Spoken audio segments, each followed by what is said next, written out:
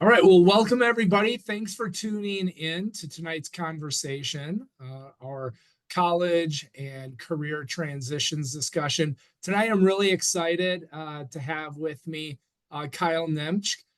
Kyle and I know Kyle from his time back at Fort Lewis College, and I'm really excited to have him here today because I think Kyle brings some really interesting perspectives on how he navigated the whole world of finding his way to college, going through college, and where he has ended up today. So for those of you that aren't familiar with me, my name is Mark Mastalski. I have my business is Mastalski Coaching and Consulting. What I do is focus on really college curious and college bound students and families who are thinking about why college, how do we pay for college, how do we select a college, and all those good things about college as well as career. So thanks again for tuning in tonight. You can always reach me. I'll make sure I put my contact information in the comments below. So thanks for tuning in. So with that, let's introduce Kyle. Kyle, thanks for joining me tonight. Yeah, thanks, Mark. Appreciate it. Yeah, absolutely. I'm looking forward to this. So Kyle, just so everybody knows, can you share a little bit about you, where you grew up, where you are now, your career, and all that good stuff? Yeah, absolutely. So I'm 31, born and raised in Arizona. My dad went to ASU for college and then never left. So my whole family has always been in Arizona, and it's been really hot here, but we enjoy the weather. Already, Yeah. already. I think we hit our 100 degrees last week for the first time. So it's yeah. But so born and raised Arizona. I went to the same, elementary, middle, high school, the same group of people. Didn't really move out of the zip code for that entire time. I currently work for JP Morgan Chase. So I'm in the retail bank, but I'm a financial advisor with the broker side. So I help individuals, families, businesses kind of not the full wealth plan or financial planning, but a big part of the investment strategy that they work for. And then we do some estate planning and things like that. So that's my career. I've been with JP Morgan Chase since I graduated. Hmm. Uh, we'll kind of get into it, but my dad and my stepmom both have worked for JP Morgan Chase almost their Okay. entire careers. So Oh wow, it's in the it family. it was in the family. I've got other family that works for the company. I've ventured out and tried other, interviews and things, and the culture at Chase just kept me there, and no one was able to pull me out. So I'm unique in that I don't have any goals or aspirations to leave. The job lets me kind of settle down and work close to home and work with clients that hopefully I get to work with their kids someday, as they get into retirement and then pass. Um, but yeah, I live in Queen Creek, Arizona, so I'm down in the Yeah. southeast, and I work real close to home, and um, I do a lot of outdoor adventure stuff, mainly because I went to Fort Lewis College and figured out that you can do things. Arizona is just a flipped season, so we're very active in the winter and very hibernating in the summer That versus makes sense. That makes total sense, especially since you let's see, it's April 15th today, tax day. Happy tax day. tax day. Yeah. And you said you've already hit the century mark down there. So Well, this is about the time where if you're not by the water, you're inside the AC, and I wouldn't be in Arizona if I was a roofer or in concrete, but working inside a bank, it's climate controlled 100% of the time. So yeah, absolutely. Well, let's get into kind of a little bit of your formative years. You mentioned really, you're an Arizona guy through and through. Left Arizona to go to college, but here you are back in Arizona. Let's just start with, what do you remember when it started becoming like, oh, college? Okay, I should like, was it because of a certain class that you took in high school where that they like, okay, you're going to talk about college? Was it a family discussion? Like, how did that just come about for you? so I'm the oldest in my core family. So there's four of us. I don't really remember a specific discussion. It was just assumed that after high school you were going to college, you Yeah. know. Um, 31, my senior year is when Instagram started, right? So like it's different for some of the younger people, but there wasn't a big push for entrepreneurship. I had a couple friends that dads had their own business and never really explored that, but the option was always go to college. Like that's Mm. just what we did. That's both my parents are college graduates. It, it didn't seem like it was an option. Not that it was forced, but I just didn't know that there was anything else you could do. Um, my story of getting to Fort Lewis versus ASU, because that was the only option, as my dad was a Sun Devil. U of A was not on the board. Was I went to a church camp in seventh grade. Fort Lewis does they bring a bunch of different camps over the summer, and so Yeah. first time in my life, I traveled a little bit growing up, but always to Mexico, not to other states. So it's kind of my first time that I remember going to a different state. Oh, And really? Okay. it was summer and we were playing outside all day and it wasn't 120. And Fort Lewis is this beautiful campus. And I was like, this is where I'm going to go to college. So I decided that trip that was going to be where I was going to go. Um, my dad offered to buy a condo for me and then following siblings to go to ASU. And I said, no, thank you. I appreciate the offer. Hindsight's 2020 because, that would have been a fun thing to have. But my goal was to go to Fort Lewis and play sports. Okay. I played football, soccer, and volleyball in high school. And football was kind of the one that I could walk on at Fort Lewis. And the cost was the same, to go. They had an in-state tuition waiver, so it's kind of like going to an in-state here. And I went to Fort Lewis, freshman year. Senior year of high school. I really only applied to Fort Lewis and ASU as a backup. Oh, really? Okay. I I had good enough grades. I didn't think I wasn't going to not get in, but I needed at least a backup, and ASU was going to take me. But I felt like Fort Lewis was going to be my chance to break the mold of the same group of friends, the same zip code, and just go try something. And so I left thinking that I wasn't going to know anyone up there. Lo and behold, two of my high school acquaintances actually had the same thing in mind and were there freshman year. So Okay. Oh, wow. So did you know that before you even showed up?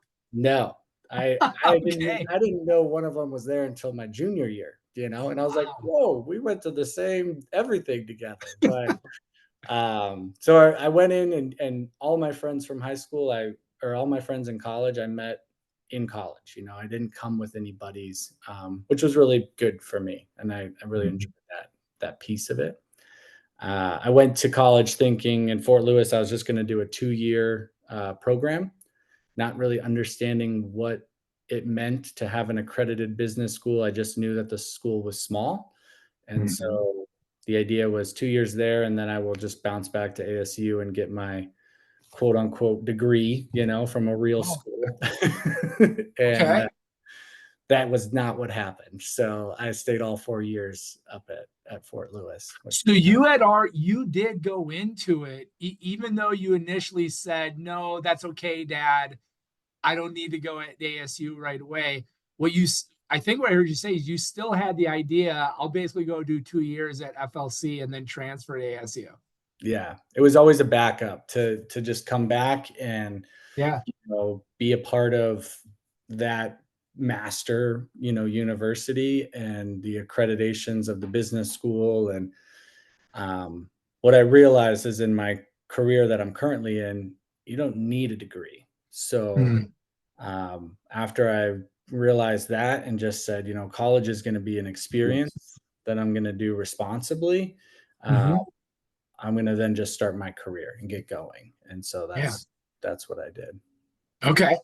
So it sounds like you did go to Fort Lewis already with an idea of business as a major. Is that correct? Yeah. Okay. So same. I've known the thing I tell my clients is I've known I was going to sit in the seat that I'm sitting in since forever. Oh, okay.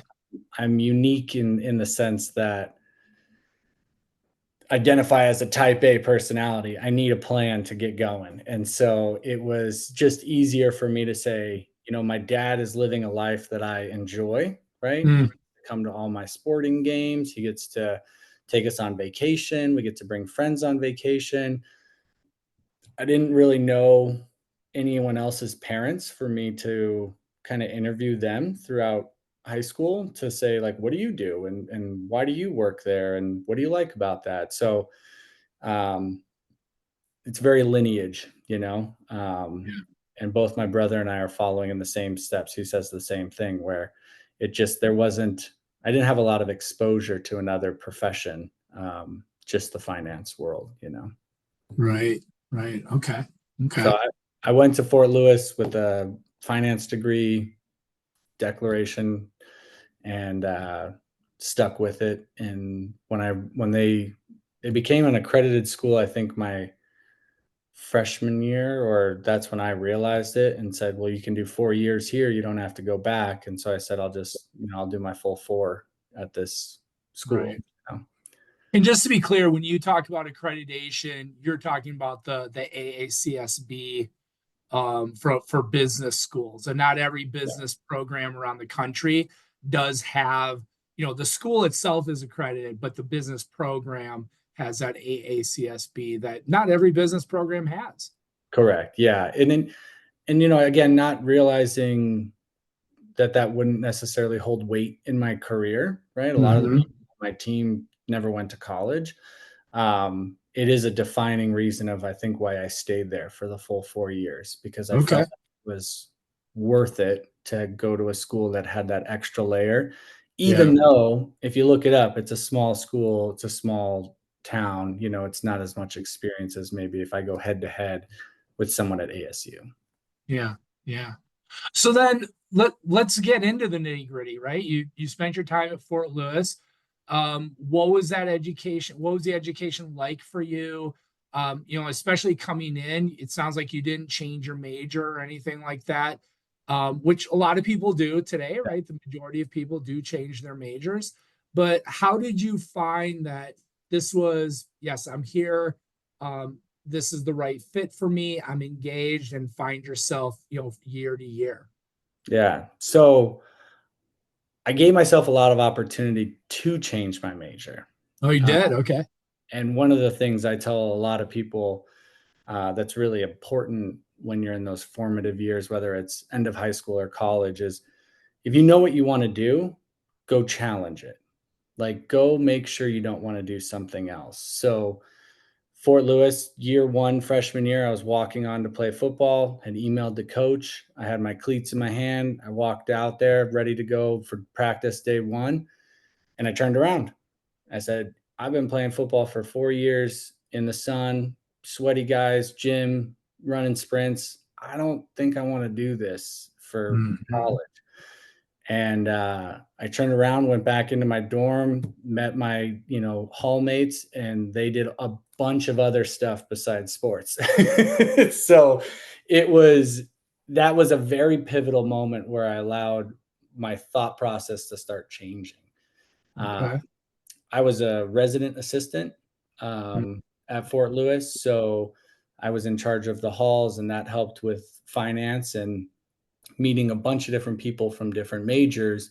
Because when you kind of, even in the liberal arts school, you're kind of with the same people. You're in the same business class, and so when I was an RA, I was able to talk to sociology majors and geology and all these different people doing different things. Um, and that really broadened to like it all ended up honing me down to this is what I want to do. But Yeah. I opened my eyes for the first time to different careers. Okay. So I was an RA. I I worked at Pier One. I worked at the Home Depot Garden Center. I was a big photographer.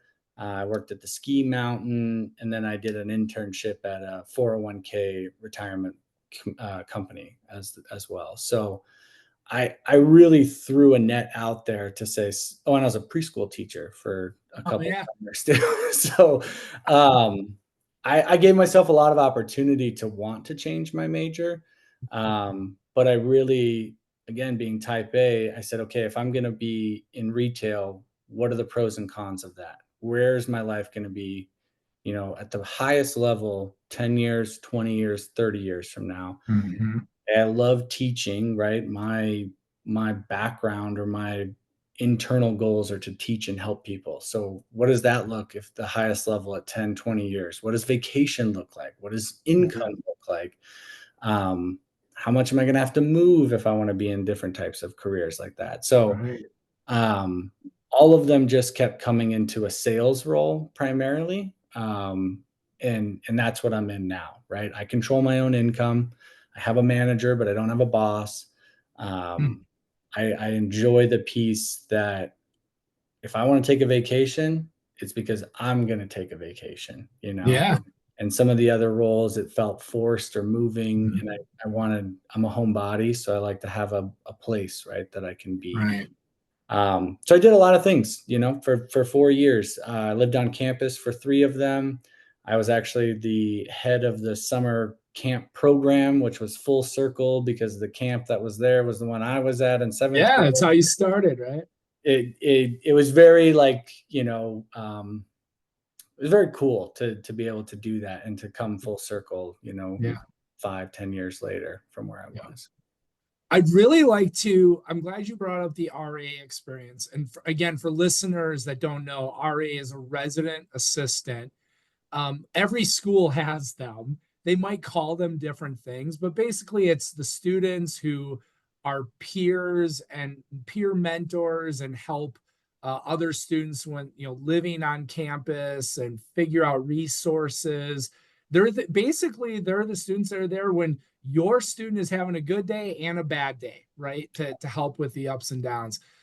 Could you kind of talk about? I'd love for you, Kyle, to talk about two things. Number one is what was what were I guess the professional experience takeaways when you're in that type of a position where it's not just you're kind of pseudo professional, right? Yeah. Because you're dealing with a lot of stuff when you have multiple students living in a residence hall. Life happens. So let's start with that. Like, what did you learn from actually being an RA? I think the easy but first answer is the leadership piece, right? Uh-huh. Um, a good point. Like, not all RAs are the same, right? Big schools have, kind of the disciplinary RAs that keep the rules and the activity RA that holds the events. Uh, Right, right. Fort Lewis is one and the same. So I'm the guy that's telling you not to bring the alcohol in the dorm, and I'm telling you to come to my Sunday social event. Right, right. Come you to know? my event and leave the alcohol. Yeah. So, that was a balancing act, right? And I think in the professional world, you have to work with people that don't want to work with you and people that maybe want to work with you too much, and trying Mhm. to both be a leader in the sense that, yes, we can be friends and we can have good conversations, but at the end of the day, I'm still in charge and I'm not going to let you slip through things. So those tough conversations, as someone, I was an RA my second semester, all the way up until my halfway through my junior year. So Mhm. I was among my actual peers of freshmen, right? And then I was a sophomore and they were freshmen, and then I was a junior and they were freshmen, and it got easier. But those first couple months, they were hard. It was hard to tell friends that you're not going to walk over me. You are going to come to my events because you're my friend, and we're going to have fun and do the movie nights and stuff. So I Yeah. think leadership's a big one. Also, like, whether or not you worked in high school, having a having a profession that if you lose it, you're going to lose some financial stability was big. Mhm. So, I Mhm. worked since I was 13, but if I lost my job as a busser, it was okay. I wasn't going to, have to go take out loans to pay my, mortgage right at home when I was in high school. But in Right. college, there's a financial, benefit to being an RA. They take care of your food and room. So, um, making sure that I had a nice connection with my boss, doing what they were doing, and then that time management of like, you need to get these done, and the semester's only so long. Right. Showing up Right. on time and things. So I think just the overall professional working career is highlighted when you have a financial burden that can happen if you don't have that job. Yeah. And then obviously the leadership and the coaching ability that I really enjoy. I that's a big part of my life. I mentor a lot of people proudly. I ask for people to ask for help because it fills my cup. And so Yeah. being an RA was a way to do that, for a couple of years Okay. as well. Awesome. So a lot of families and college bound students today, financial is a real concern, the cost of college. Could you just highlight, I mean, as an RA, there's some financial benefits from that. What are they? What were they for your situation? So college for me was a set price from both my parents that they were going to contribute a year. My parents are divorced, so my Okay. dad and my mom both offered to pay a certain dollar amount. It came out to about a third left for me, right? So they covered Hmm. 2/3 of the cost, and they did it through a variety of ways. But my my cost was covered by being an RA. So I got free room, right? So I had to stay on campus, which for those that don't love being on campus, that's hard, but it also made me study Right. better and get connected with the community and things like that. And then I got the free meal plan. Uh, Yeah. there wasn't a huge dollar amount that hit my bank account. There was a small stipend, is what they would kind of call it, but you know, um, we had a budget to use, so we still got to do things with the hall that necessarily wasn't in my pocket, but I wasn't just eating at campus because we could order pizza or cater food in and things like that. Yeah. But it covered about, there's probably rough numbers, but I'd go like 5,000 a year um, for my room and board, which would Yeah. be a meal plan kind of thing. Yeah. Yeah. I think thanks for sharing that because I think when I work with a lot of families, a lot of them aren't, there are schools where housing and food is more expensive than tuition, Yeah. especially at state institutions where tuition, you're not talking about a school, a private school where tuition might be listed as 50,000. If you're in state, it's subsidized, so your in-state tuition can be much lower. But yeah, housing and food are real costs that families need to take into consideration. And I'll mention too, you're in the same dorm as that you would want to be living in, right? So Mhm. it's not like they put me in a hall closet and that's where my room was. I had the room by myself when other people were splitting it. Right. It's not like I had the lowest meal plan. It's just a checkbox for for the college. So I had the highest meal plan. I could eat as much as I want whenever I want. So a lot of schools, I will say, have, that freshman years can't really be the RAs, the resident assistant, hall directors, whatever you want to call them. But sophomore, junior year, if you don't have a strong friend group that you want to move out with and live on your own, and you're going to be in the dorm, consider it. I mean, Yeah. it's a relatively easy job. There's some time commitments. You got to kind of be the bad guy. You get to be the good guy, but thousands of dollars. And if you can do it one of your 4 years, it's 25% cheaper for you to go to college. Right. And like I Right. said, I did it for half a year and then a full year and then a half a year. So total of 2 of my 4 years, I was, rent free, as they would say. Yeah. Yeah. I have a nephew who's now in a PhD program at the University of Washington, and he was an RA basically at the University of Wisconsin during his undergrad, and same thing. He's like, what a great benefit. It was really, really great opportunity. So as you think back, what were some um let's think about like highlights when you think about your time in college. What are those moments that you're like, I will never forget? I just will never forget those moments, whether because I met this person or it was the way it made you feel. Like what are a couple of those moments? Um, my number one that comes back all the time is I was fortunate enough to be Fort Lewis College's photographer. Again, Instagram and Snapchat and Facebook were very new to the scene. Right. And um, I don't know if they would love me admitting it, but they just gave me the login and they said, do what you want. There was no checks and balances. There was a lot of trust given. But it was really cool being the school photographer. And at these bigger universities, you have full blown teams of Right. people to shoot football games and stuff. But there's so many moments where I got to be in the locker room. I got to be on when they're running out of the tunnel. I get to be at half court for the halftime show. It really put me in a lot of places where I was recognized as the school photographer. I was the RA. I was able to be at a lot of those events. So that's my number one, benefit.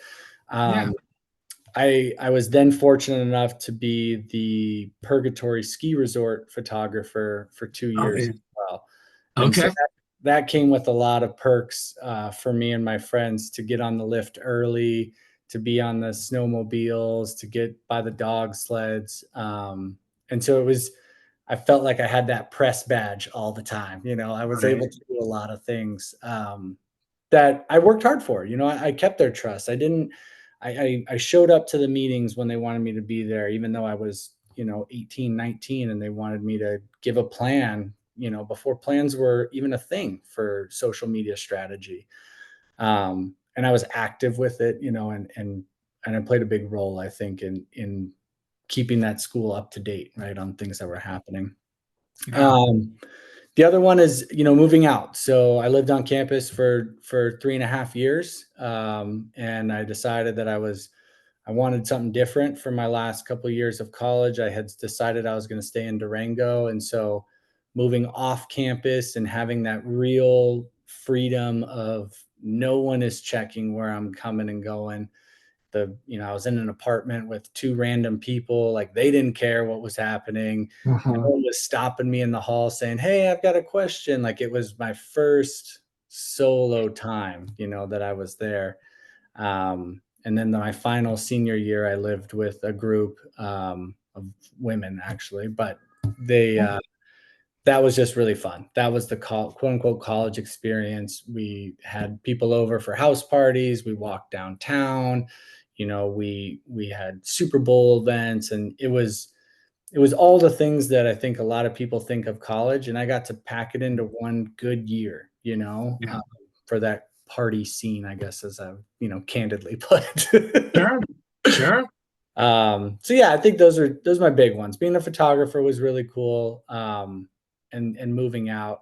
Education wise, I I knew what I wanted to be. I knew what company I wanted to work for. I knew how I wanted to help people, but I continued to not only just ask my professors, but people in my jobs that I had, what do you do? How long have you worked there? I was a Jimmy John's sandwich maker for 9 months. And I would ask every single person, what do you do for a living? Why do you do that? Right. Because this is every type of person that walks into the store. And so, there's not a lot of time in your life where you get to be the naive one, I think. Right. And no one ever questioned, like, what do you ask me what I do? I was in college. It's normal for me to ask, just answer. What do you do? What do you like about it? And so trying to pick apart people's lives and see if I was missing something, that would have been a different career path. Yeah. I love that. I mean, just being inquisitive. I Yeah. think that's a great, it's a skill. I think it's a skill that anybody can learn and is great for, for your entire life. Yeah. Yeah. It's one of the skills that, um, with everyone being online now, it's going to be more and more impactful if you can hold a Mhm. conversation and line at a coffee shop and not be complaining, right? It's Mhm. taken a while. Let's talk about something else. Right. Right. God bless my wife. She is married to a financial advisor, so we talk a lot of finance, but she's also married to a sales guy. So we talk to a lot of people out when we're out and about. And I strike conversations often, but it's a skill that, you know, it'll be it's maybe undervalued now, and people will really value it in the next Yeah. decades. So Yeah, absolutely. let's kind of make the connection now. So you graduated, what year did you graduate? 2016. Okay. So Yeah. you've been out now. We're getting near that 10-year Getting mark. close. Yeah. So let's kind of talk just a little bit about that transition. You graduated, sounds like you knew you were going to be moving back to Arizona.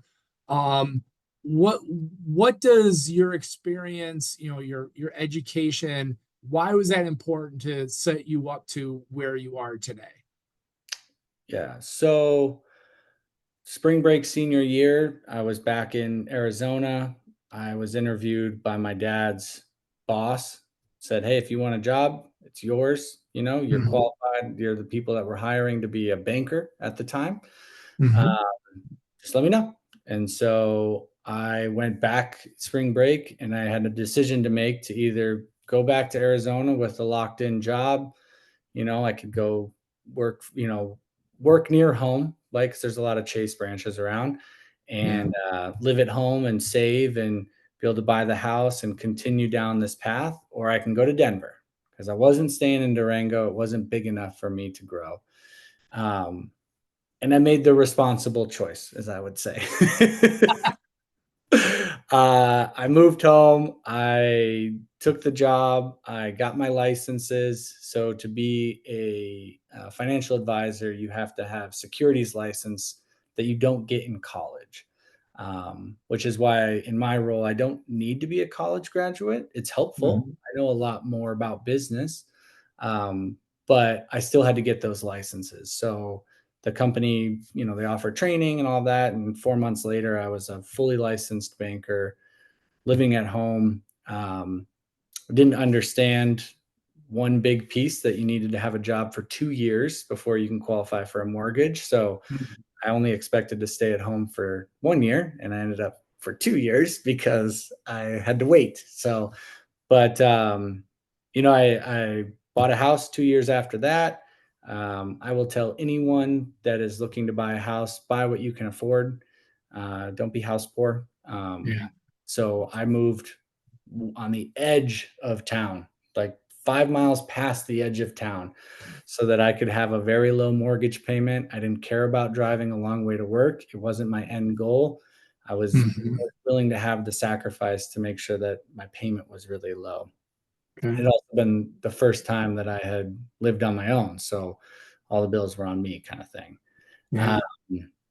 I worked at, 2 different branches. I opened up a new Chase that was a little bit closer to my house with a manager, and I did that for 5.5 years, and then I told my boss I was ready to be on the advisor role, and he had tried to get me in a couple different branches, and I was very adamant that there's close to my house. In that time I had bought a home that is where I'm at now. It's Mhm. my forever home, quote unquote, until my son grows up and gets out of here and we don't need all the space. But I didn't want to be driving, you know. Now I was making the decision financially to wait and be able to work close to home, because Right. going back to what I wanted and I saw from my parents was they worked 3 miles from the house. My dad could get off work and come to a sporting event like it was nothing. And so Yeah. setting myself up to do the same thing took about a year. And then I was able to get the branch that was near my house and another set of licenses to do that job. So 4 more months of studying. And now I'm in a job that I don't ever expect to leave. And, I'm kind of settled in, and get to do the next phase of my life. Mhm. But I think, skill wise, in any job, you need to have some level of communication and teamwork. Uh, Right. I didn't need to go to college. No one asked me for a business degree. No one asked. They wanted to talk to me and they wanted to have a conversation. But if something happens, I have that degree to fall back on that automatically gets me through the first layer of questioning. Right. And I know that that's powerful. I hope I don't have to use it, but being able to say I'm a college graduate is something that I will always have, right? They can't take that away from me. Yeah. Yeah. No, absolutely. One of the things that for me, when we wrap up, one of my takeaways from this is I really like how you have presented intentionality. Like you've shared, you know, I'm thinking not just about tomorrow. I'm thinking, you shared like, what would my salary be down the road? What would I have to move down the road? Like, I really like that you've had that intentionality with your decisions and setting up a plan. You described yourself as type A, but then again, again, these are skills that anybody could learn. And research and think about, where will this take me? And of course, life is full of adventures and turns and intersections. But that's one of the things I really appreciate hearing from you, is this level of intentionality that you've brought to to your own adventure. Yeah, I think, there's a quote that I really like: writing crystallizes action, something like that. And so my entire life, I've written down 5, 10, 15, 25-year goals, and then I try and fill it Wow. in. And some years it's really hard to do. If you write 1 through 50, and what's my one goal this year and what's my one goal 22 years from now, it Mhm. puts it into perspective. And the goal could be income, family, faith, friends, vacation. It doesn't have to just be finance, but it's important to think about that. And for anyone that's watching or going through that, talk to a lot of people. Ask them what they like about their job, ask them what they don't like about it. I love being a teacher. I hate that teachers are underpaid. Mhm. I cannot go into the teaching profession and change that. That's not in my skill set. I love that they get summers off, but I hate that they don't get to take a random week off to go to someone's, wedding, right? So there's Right. pros and cons of each one. I was really into like the manager space, and I love managing people, but I like checking out too. So when I'm on vacation, I have a team to cover me. I don't have to keep calling those people.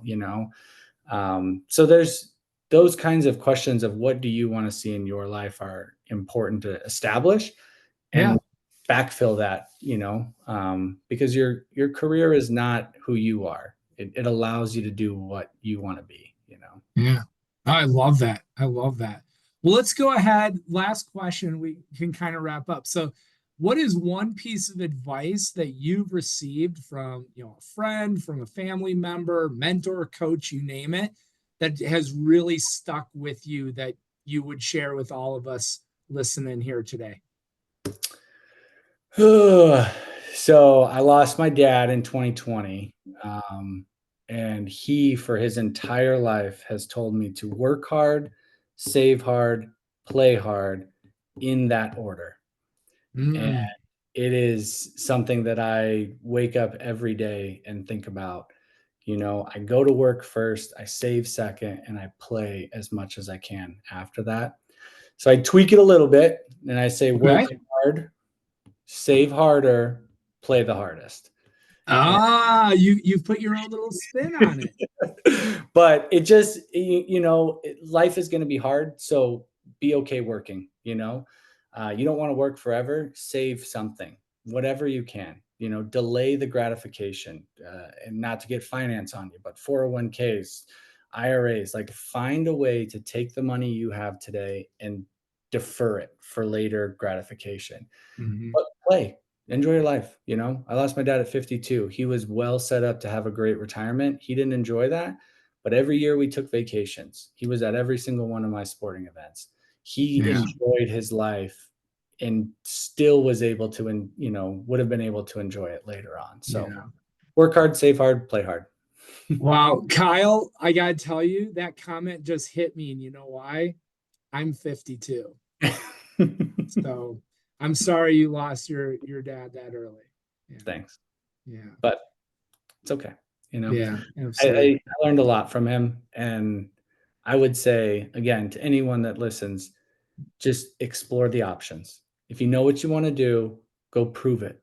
Go challenge yourself to be persuaded And I'm an example. I was never persuaded. 10 years at JP Morgan, working from home. What I would have wrote in my 7th grade journal is how my life is working out. But I gave myself a lot of opportunity to change that and be pulled in a different direction. And I just Right. wasn't. Some people will. Yeah. Yeah. Well, that's awesome. Kyle, if somebody was listening to this and they're like, wow, I love his take on life, and maybe they wanted to reach out to you, how could people reach you? I'm on LinkedIn, so the last name is very unique to my family heritage. There is no other Niemtschk out there, so feel free to reach out. I'm pretty vocal on Instagram as well, just as a content creator. I like to take pictures and photography, so whichever one. I mean, I'm happy to help. Like I said, I enjoy mentoring and answering questions, and so feel free whenever. Happy to help. Awesome. Great. Well, thanks, Kyle. Well, we'll go ahead and wrap up this episode. I want to thank Kyle for his time, and again, just one of the things I would take away is just his this idea of intentionality and plant creating the future that you want. So that was a really great message.